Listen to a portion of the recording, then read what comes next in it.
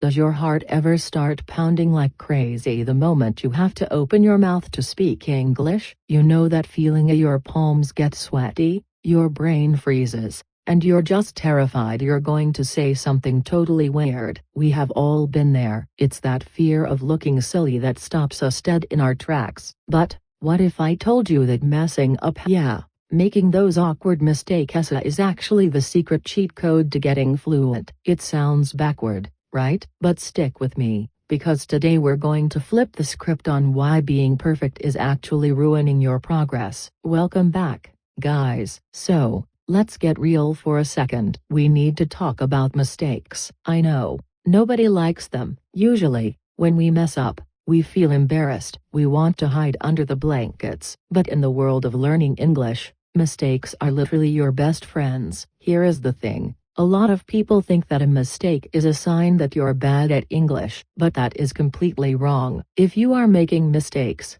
it means you are talking. It means you are trying. Think about it this way. If you stay quiet and never say a word, sure, you'll have perfect grammar because you aren't saying anything. But silence doesn't help you learn. Silence keeps you stuck. When you open your mouth and maybe use the wrong verb or the wrong tense, your brain is actually working out. It's exercising. You are building the muscle. Let me tell you a quick story about this. I remember when I was first getting comfortable with speaking, I went to the grocery store, right? I just wanted to buy some apples. Simple mission. I walked up to the worker and I said, confidently, I want 3 apples. Now, grammatically, that's a mess. I added an S to want and I forgot the S on apples. Later on, I realized what I said and I felt so silly. I was like, oh my gosh, I sounded like a toddler. But here is the important part. Did I get the apples? Yes, I did. The lady smiled. She understood exactly what I meant,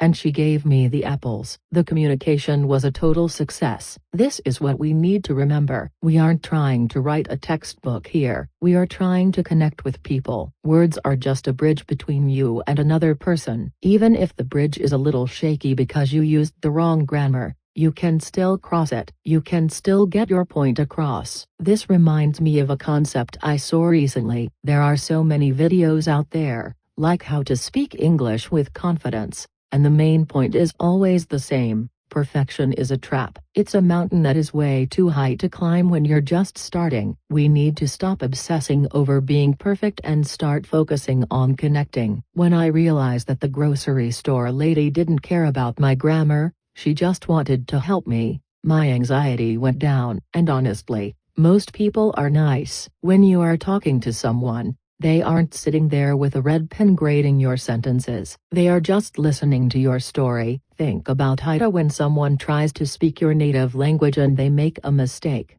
Do you get mad? Do you laugh at them? No way. You probably think, wow, that's cool, they are brave for trying. Well, guess what? People think the same thing about you. When you speak English, even with mistakes, people respect you. They see your effort. They see that you are smart and brave. So, what should you actually do when you catch yourself making a mistake? A lot of people freeze up and start apologizing. They say, I'm sorry, my English is bad. Please, stop doing that. You do not need to say sorry for learning. You don't need to apologize for trying to better yourself. Instead, just keep going. If you catch the mistake right away, just use the phrase I mean. It's super natural. It sounds like this. I want 3 apples. And then you just move on. It keeps the flow going. And if you don't realize the mistake until an hour later, that is totally fine too. Don't let it ruin your day. I like to think of learning English like playing a video game. You know how it works. You don't win the game the first time you play level 1. You run in,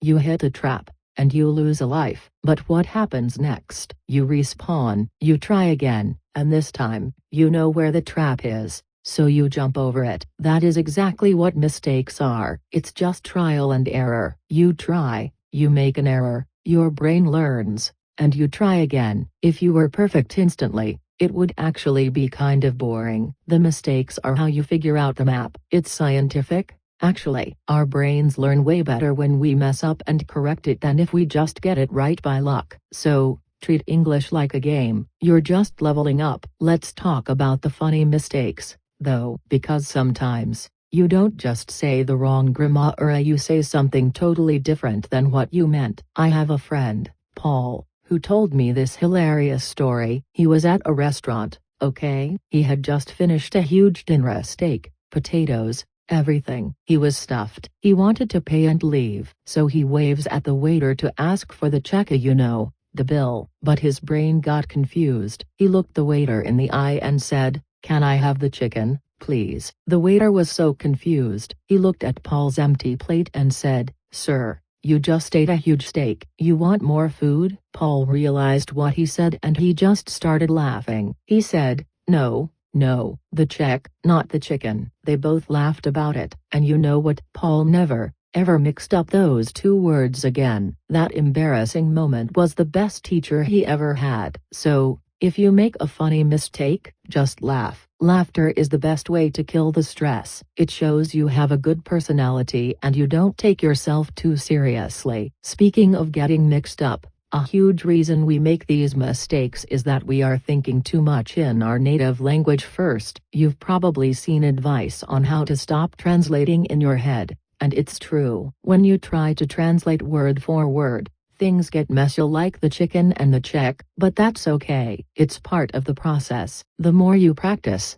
the less you will translate, and the more natural it will feel. Now, I know it's scary to practice with strangers, so here is a tip to build up your confidence before you go out into the real world. Start small. Be your own best friend. If your friend made a mistake, you wouldn't yell at them, right? You'd say, "Good job. Keep going." You need to talk to yourself that way. Use the mirror. I know, it sounds weird, but the mirror is a safe place. The mirror doesn't judge you. You can look at yourself and say, "I want 3 apples 10 times." You can tell the mirror about your day. Another great hack is recording yourself on your phone. Pretend you are hosting your own podcast or making a vlog. Just talk for 1 minute, then listen to it. You might hear a mistake and think, "Oh, I can fix that next time." It's a private way to improve without the pressure of someone looking at you. Also, listen to content like this. Listen to podcasts where people are just chatting. When you hear real conversations,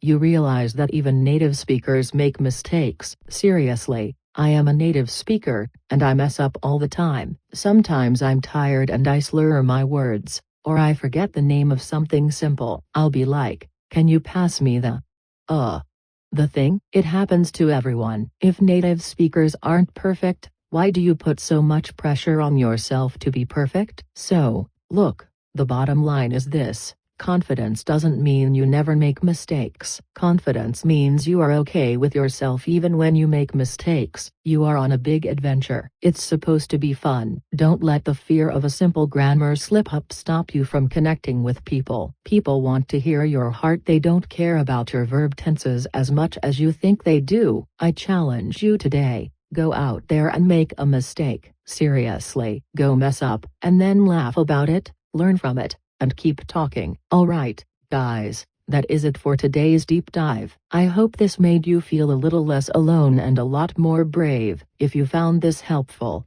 please do me a huge favor or hit that like button right now. It really helps the channel grow so I can keep making videos for you. And if you haven't already, make sure you subscribe to 10-Minute English Academy. We are building a community here where learning is easy, fun, and judgment-free. Also, I want to hear from you. In the comments below, tell me about a funny mistake you've made in English. Let's all laugh together and show that it's totally normal. Thank you so much for watching. Keep talking, keep messing up, and I will see you in the next video. Bye.